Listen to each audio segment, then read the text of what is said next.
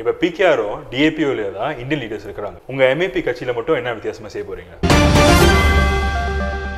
PKR வந்துட்டு ஒரு Malay கட்சிங்கிறது முதல்ல நீங்க அண்டர்ஸ்டாண்ட் பண்ணணும். அதே சமயத்துல டிஏபி ஒரு ஹார்ட்கோர் சீனன் கட்சிங்கிறது நீங்க நல்லா புரிஞ்சுக்கணும். பிகேஆர் ஒரு மலாய் கட்சி இருக்கிறனால அவங்க வந்து என்ன செய்யறாங்கன்னா, அவங்க வந்துட்டு சும்மா ஒரு கண் துடைப்புக்கு வந்து சில இந்திய தலைவர்களை ரிக்ரூட் பண்ணி உள்ள கொண்டு வராங்க.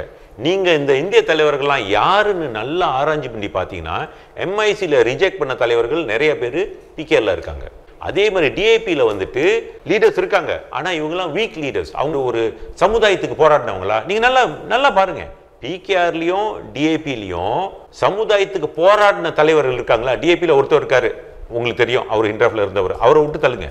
அதை தவிர பிகேஆர்லயும் டிஏபிலையும் வந்து சமுதாயத்துக்கு போராடினவங்க, சமுதாயத்துக்கு போராடி ஜெயிலுக்கு போனவங்க இருக்காங்களா? இல்லை. அப்ப அதுல இருந்து நீங்க என்ன புரிஞ்சுக்கணும்னு சொன்னா, இந்த ரெண்டு கட்சியிலையும் டிஏபியும் பிகேஆரும் என்ன செய்யறாங்கன்னா, வீக்கான தலைவர் மட்டும் தான் எடுக்கிறாங்க. சோ தட் வீக்கான தலைவர் எடுத்தாங்கன்னா அவங்க கேள்வி கேட்க மாட்டாங்க, கொடுக்கறத எடுத்துக்குவாங்க, பதவியில உட்காந்துக்குவாங்க, கேள்வி கேட்க மாட்டாங்க, தலைமைத்துவத்துக்கு எந்த பிரச்சனையும் கொடுக்க மாட்டாங்க. அப்படின்னா உங்களுக்கு மக்கள் சிந்தனை இல்லைன்னு சொல்றீங்களா? இப்போ இருக்கிறவங்களுக்குலாம் மக்கள் சிந்தனை இருந்துச்சுன்னு சொன்னா சமுதாயத்துக்கு என்ன தேவைன்னு சொல்லி அவங்க சொல்லியிருப்பாங்களே தெளிவா. இன்ன வரைக்கும் நீங்க நல்லா பாருங்க, அத்தனை எம்பி இருக்காங்களே, சமுதாயத்துக்கு இதுதான் தேவைன்னு சொல்லி கேட்கறாங்களா யாராவது? இல்லையே. இந்த 100 மில்லியன் தானே அடிச்சுக்கிறாங்க.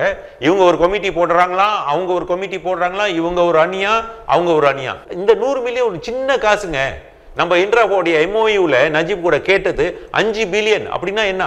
5000 பில்லியன் கேட்டோம். அப்ப வந்து நான் செய்யும் பொழுது எனக்கு எல்லாம் சப்போர்ட்டேஜ் பண்ணி நான் செய்யற வேலையை நிப்பாட்டிட்டாங்க.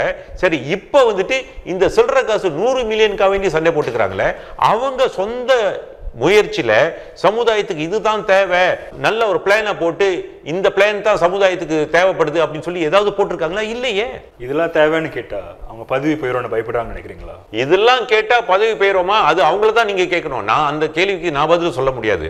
ஆனா அவங்களுக்கு தெரியும் ஏன் அவங்க கேள்வி கேட்க மாட்டேங்கிறாங்கன்னு. Because the answer is obvious. கேள்வி கேட்டா அங்க இடம் இல்லை, அந்த கட்சியில இடம் இல்லை. நீங்க கேள்வி டிஏபிலையும் சரி பிகேலையும் சரி, நீங்க உங்க சமுதாயத்துக்குன்னு கேள்வி கேட்டு ஃபைட் பண்ணீங்கன்னு சொன்னா உங்களுக்கு அந்த கட்சியில இடம் இல்லை.